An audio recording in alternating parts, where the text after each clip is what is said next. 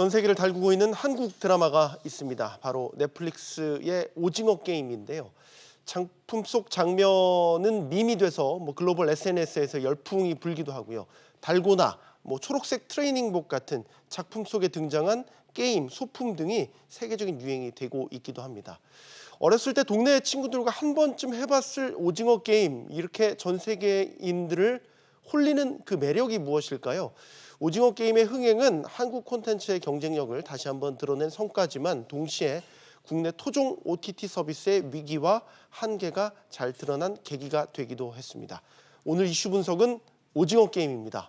김원식 문화평론가와 함께 하겠습니다. 안녕하십니까? 네, 안녕하십니까? 저희가 방송 들어가기 전까지 계속해서 저희들이 수다를 떨었는데 일단은 오징어 게임 어렸을 때 해보셨다고 했잖아요. 저는 많이 했습니다. 근데 네. 요즘에 10대와 20대하고 얘기를 해보면 오징어 게임을 잘 모르더라고요. 모르죠. 예, 네. 그 이유가 아마 우리 때는 땅이 좀 있어가지고 땅에 흙바닥. 금을 네. 긋고 네. 거기서 오징어 놀이도 하고 또 이 드라마에서 나오는 구슬치기도 했었거든요. 네. 근데 이제 중요한 거는 오징어 게임을 어떻게 만들었느냐. 456억을 두고 456명이 경쟁을 벌입니다. 그래서 최고의 1인이 이 상금을 차지하는 그런 내용을 가지고 있는데 어쨌든 단순한 게임이지만 그 안에 어떤 특수 효과나 어떤 정서적인 측면 또 우리의 추억의 놀이들이 등장하기 때문에 국내외적으로 굉장히 화제를 불러 모으고 있는 작품이 됐습니다. 네. 저도 어렸을 때 오징어 게임을 했지만 정말로 그냥 아무 생각 없이 했던 오징어 게임이 이렇게 모티브가 돼서 세계를 열광시키는 드라마가 될 줄은 상상도 못했습니다. 아무도 못했죠. 네. 네. 지금 넷플릭스 그 공동 CEO가 아마 오징어 게임이 넷플릭스 역대 작품 중에서 가장 흥행한 작품이 될 것이다. 네. 이런 전망도 내놨고요. 네. 본인이 또 직접 초록색 트레이닝복을 입기도 하고 네. 대단한 열풍은 분명히 맞는 것 네. 같습니다. 자, 이제 자세히 왜 오징어 게임에 이렇게 열광하는지를 얘기를 들어봐야 될 것 같은데 그 정서가 뭐가 있길래 네. 이렇게 세계인들을 홀린 걸까요? 일단 세 가지 관점에서 볼 수가 있는데요. 첫 네. 번째는 포맷, 형식입니다. 일단 우리 K 콘텐츠가 강점을 가지는 것은 이 세계인들이 관심을 가지고 있는 포맷과 장르를 선택을 합니다. 예를 들면 스위트홈 같은 경우에는 크리처물이라고 하죠. 개수물을 선택을 했고요.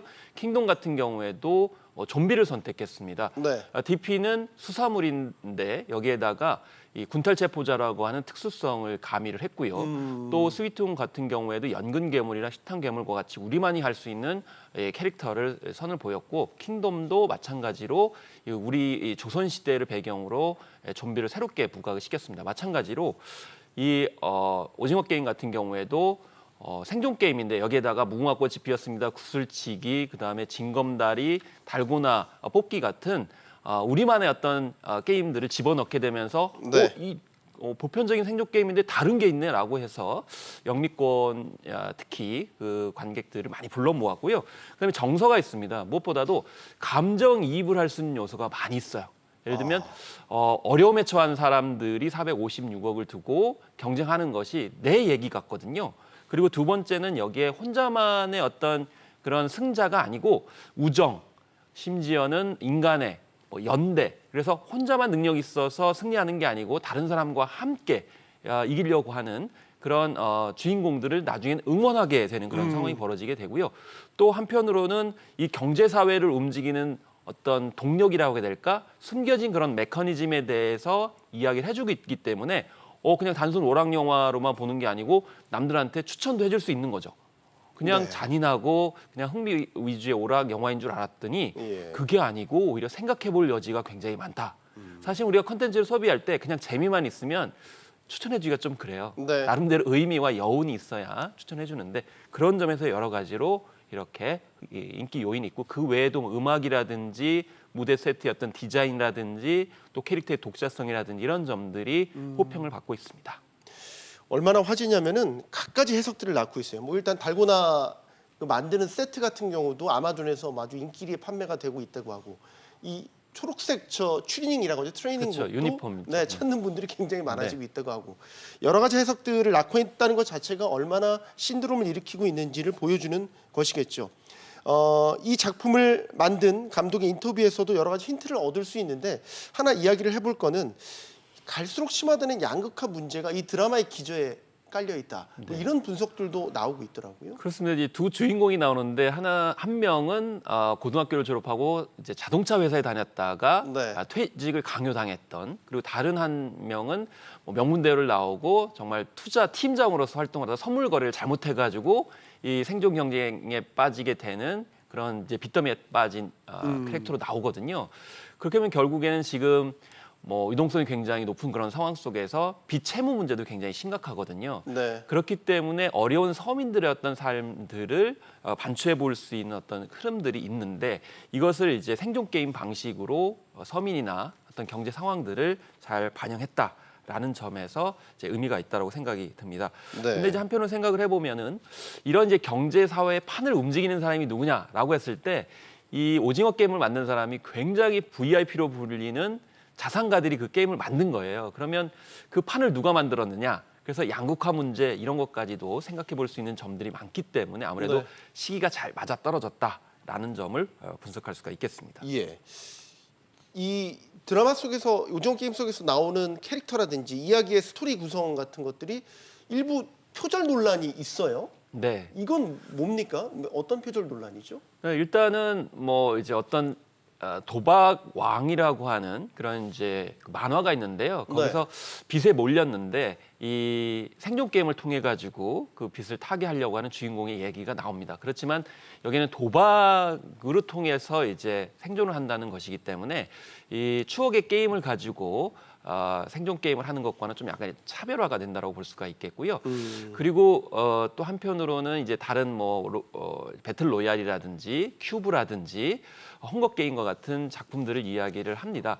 그렇지만 그거는 이제 일종의 생존 게임이기 때문에 일종의 포맷 차원에서 봤을 때 아이디어, 컨셉만 약간 비슷하고 사실 구체적인 내용 같은 경우에는 똑같지가 않다고 볼 수가 있겠고요. 네. 또 일본 만화 중에 영화이기도 한데 학교에서 이제 무궁화꽃이 피었습니다. 뭐 비슷한 놀이를 이제 응용한 거를 이야기를 하기도 합니다. 그렇지만은 이 영미권이나 일본의 생존 게임과는 달리 네. 어떤 사회적 현실을 이제 연관을 시켜가지고 우리의 구체적인 추억의 놀이가 나오기 때문에 사실은 전혀 다른 개념이다. 그래서 우리가 저작권법상으로 봤을 때는 개념이나 아이디어는 약간 비슷할 수 있다 하더라도 구체성이 떨어지게 되면 이제 표절이 아니라고 보거든요. 다만 좀 아쉬운 거는 약간 영향을 받았으면 그 영향을 받은 것을 좀 공개를 해주는 것도 필요해 보입니다. 예를 들면 박찬욱 감독이라든지 네. 또 봉준호 감독은 약간 이제 영향을 받게 되면 밝혀줍니다. 네. 그걸 이제 오마주라고 얘기하는데 그렇죠. 그렇게 하게 되면은 네. 훨씬 더 이제 좋은 작품들이 많이 나올 수 있기 때문에 그런 점에서는 약간 좀 아쉬움이 있다고 생각이 듭니다. 네. 일단은 굉장히 히트를 했기 때문에 지금 시즌 2에 대한 기대가 벌써부터 나오고 있거든요. 물론 뭐 한 감독은 뭐 어떤 뭐 가타부타 코멘트를 하진 않고는 있지만 여운은 남기는 인터뷰 내용을 보니까 네. 안 하면 안 될 것 같다. 뭐 이런 식의 이제 여운을 남기는 그 네. 얘기들을 했더라고요. 네. 시즌 2 가능성 네. 어떻게 보십니까? 당연히 있죠. 왜냐하면은 우리나라하고 미국하고는 좀 많이 다릅니다. 미국 같은 경우에는 처음에 드라마를 만들 때가 굉장히 힘듭니다. 굉장히 네. 많이 따져봐요. 네. 그런 다음에 일단 선택을 하게 되면 하나만 만들지 않아요. 시즌제로 하죠. 예, 무조건 시즌제입니다. 그렇기 때문에 사실은 우리나라 드라마가 넷플릭스 등 미국 드라마 시장에 진출하게 되면 일단은 시즌이 여러 개가 간다고 보셔야 되고요. 그렇기 때문에 이 드라마를 보신 분들은 아시겠지만 끝부분에 이 승자인 주인공이 너희들의 정체가 뭔지 밝히려고 내가 돌아가겠다라고 하는데 프론트맨이 너 돌아오지 마라. 뭐 이런데도 불구하고 주인공이 이제 돌아가는 장면이 나오거든요. 네. 그리고 이제 전개 과정에서 봤을 때도 암시를 하는군요. 암시를 이제 많이 네. 하기 때문에 이런 제작의 어떤 그 미국의 특성이라든지 작품 자체를 봤을 때는 반드시 시즌 2가 제작이 된다. 다만 감독은 일정은 아직 안 잡혔다 이렇게 얘기를 하고 있기 때문에 네. 추이를 이제 살펴봐야 되겠죠. 황동혁 감독이죠. 인터뷰를 보니까 시즌 오징어 게임 제작하면서 이가 6개 빠졌다고 그러더라고요. 네, 스트레스 그렇기 때문에. 때문에 사실 뭐 표절 아까 말씀드렸지만은 네. 이 컨셉이 비슷한 것처럼 보이지만 실제 창작자들은 굉장히 고심을 많이 하고요. 또 이게 이제 190여 개 국가 이상의 공개가 되기 때문에 네. 나중에 이 표절이 판명이 되면은 굉장히 타격이 큽니다. 그렇죠. 그렇기 때문에 네. 우리 콘텐츠를 만들 때도 결국엔 고심을 많이 할 수밖에 없는 상황이라는 점이죠. 네. 이 오징어 게임이 앞서 이제 말씀드린 것처럼 넷플릭스를 통해서 공개가 됐고 지금 사람들에게 이제 보여지고 있는데 글쎄 이렇게 질문을 드리면 어떨까요? 이게 넷플릭스가 뭐 아시겠지만 세계 최고의 OTT 서비스 아닙니까? 네. 넷플릭스를 통해서 공개되지 않고 뭐 다른 방식을 통해 공개됐다면 이렇게 세계적으로 히트할 수 있었을까? 워낙 넷플릭스가 세계적인 유통 공급망을 갖고 있기 때문에 사실 그 저력이 밑바탕이 된 것도 있지 않습니까? 그래서 두 가지 점이 있습니다. 네. 하나는 넷플릭스 같은 경우는 일단 작품 제작에 투자를 하게 되면 자유롭게 만들어라 이렇게 하고 있거든요. 네. 이런 점이 창작적 조건이 있고 두 번째는 아까 좀 언급드렸듯이 단번에 190여 개 국가에 공개됩니다. 사실 그 전에 우리 작품이 해외 진출하려면 굉장히 복잡했어요. 네. 그러니까 우리나라에서 만들어서 텔레비전에 방송을 하고 그게 인기가 있으면은 뭐 수입 바이어들한테 그쪽 가서 심의 찾아가고 받고, 네. 그러면 기본적으로 한 2, 3년이 지나버리기 때문에요. 이게 어떤 트렌드에 뒤떨어지게 되거든요. 근데 지금은 딱 동시에 개봉을 하기 때문에 핫하고 트렌드할 수 있고 파급력이 굉장히 크고요. 네. 그렇기 때문에 우리 제작자 입장에 봤을 때는 이 넷플릭스라고 하는 온라인 동영상 플랫폼을 무시할 수가 없고 또 우리 배우들도 적극적으로 진출할 수 있는 장이 펼쳐지기 때문에 우리나라 콘텐츠 제작 시장이 가지고 있었던 유통 구조의 문제를 온라인 동영상 플랫폼이 해결해주는 측면이 있겠다고 볼 수가 있겠고 그런 점에서 우리도 토종 OTT들이 이런 플랫폼과 네트워크 효과를 가질 수 있도록 노력하는 것이 이런 모바일 온라인 문화 속에서 굉장히 중요한 것이다라고 볼 수가 있겠습니다. 네. 그러니까 이제 디즈니 플러스도 곧 상륙하잖아요. 사실은 디즈플러스가 이제 상륙을 11월 달 하게 되는데 우리 토종 OTT도 긴장을 하지만 넷플릭스도 긴장을 하고 있습니다. 원래 네. 이 넷플릭스가 디즈니의 컨텐츠를 대여받아가지고 많이 서비스를 했었거든요. 그런데 디즈니 이게 장사가 되네 싶어가지고 그걸 철회를 했어요. 근데 왜 이제 넷플릭스가 긴장을 할 수밖에 없냐면 디즈니는 굉장히 많은 컨텐츠를 가지고 있습니다. 뭐 월트 디즈니의 그런 만화 애니메이션뿐만이 아니고 뭐 픽사라든지 마블, 20세기 복수, 내셔널 지오그래픽 그리고 스포츠의 ESPN과 같이 전 세대 전 장르를 다 가지고 있기 때문에 네. 사실 넷플릭스도 긴장을 하고 있는 그런 상황이라서 아마 11월 달 이후에는 또 우리나라에서 세계 대전이 콘텐츠 차원에서 벌어지지 않을까 이렇게 예측을 하고 있는 거죠. 네. 우리나라 시장이 뭐 크진 않지만 워낙 핫하고 트렌디한 면이 있기 때문에 네. 어떻게 보면 테스트베드로서의 또 그런 각축전이 되기도 하잖아요. 사실은 한국은 굉장히 중요합니다. 첫 번째는 제작 측면을 봤을 때 동서양의 콘텐츠를 약간 융합시킬 수 있는 그런 약간 발효를 할 수 있는 그런 제작 어떤 기지가 될 수도 있고요. 한편으로는 서구 입장에서 봤을 때는 동아시아에 진출할 수 있는 교두보 역할을 합니다. 그러니까 한국의 콘텐츠 시장에서 성공을 하게 되면은 중국이라든지 일본이라든지 동남아시아 지역으로 퍼져갈 수가 있기 때문에 굉장히 중요한 역할을 해서 이제 이렇게 넷플릭스와 또 연이어가지고 디즈니 플러스까지 진출을 하고 있는 상황이라고 볼 수가 있겠습니다. 토종 OTT들에게는 어떻게 보면 이번 오징어 게임의 흥행이 잠재력도 확인했지만 동시에 한계도 확인하는 뭐 그런 계기가 되지 않았을까 싶어요. 우리 토종 OTT들도 이런 오징어 게임 같은 글로벌 히트하는 작품들을 계속해서 내놔야 인프라 저변이 확대되는 것 아니겠습니까? 일단 제일 중요한 건 오리지널 콘텐츠를 만들어야 되는 것이 어쨌든 대세입니다. 뭐 넷플릭스도 그 절감하고 있기 때문에 우리나라 2021년 올해에만 500만 달러를 이제 투자를 하는 것이고요. 네. 한국 같은 경우에도 이 토종 OTT들이 영화 서복을 사실은 100억 원대 이상을 투자를 해가지고 만들었어요. 네. 근데 흥행 입장에서 봤을 때는 아무래도 좀 코로나19 상황 때문에 열세이긴 했는데 또 한편으로는 또 드라마 중에 유미의 세포들 같은 경우도 160개국에 지금 공급을 한다고 하거든요.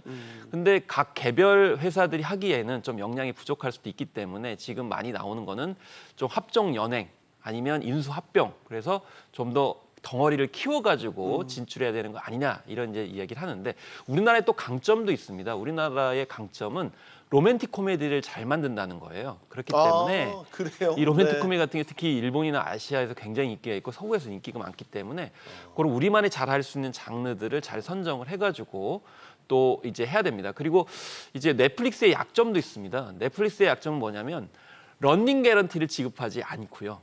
또 저작권을 다 가져가요. 예. 그러다 보니까 세계 190여 개국에 공개되는 것을 메리트로 해가지고 우리 제작사한테 이제 제안을 하고 있는데 우리는 거꾸로 그러면 좀 더 자유롭게 창작을 하도록 해주고 런닝 개런티도 지급을 해주고 또 한편으로는 이제 저작권도 일부분 제작사한테 주고라고 하면서 넷플릭스와 디즈니 플러스가 못하고 있는 한계점을 극복하면서 오리지널 콘텐츠를 제작하는 형태의 전략을 취하는 것이 살아남거나 또 좋은 결과를 보이는 결과가 아닐까 싶습니다. 오징어 게임이 중국에서는 불법으로 공짜로 보는 그런 사례들이 발견되고 사실 이제 있다고요. 한알령 이후에 중국에서는 공식적으로 한국의 콘텐츠를 수입 불허하고 있거든요. 처음에는 지상파로 시작해가지고 인터넷까지 가고 있는데 네. 결과적으로 뒤로 많이 보고 있는데 어쨌든 간에 이건 저는 용암의 마그마처럼 계속 그런 수요를 이제 농축시키고 있는 것이기 때문에 현재는 불법이긴 하지만 미래지향적으로 이 콘텐츠에 대한 수요를 높이는 것이라고 생각을 합니다.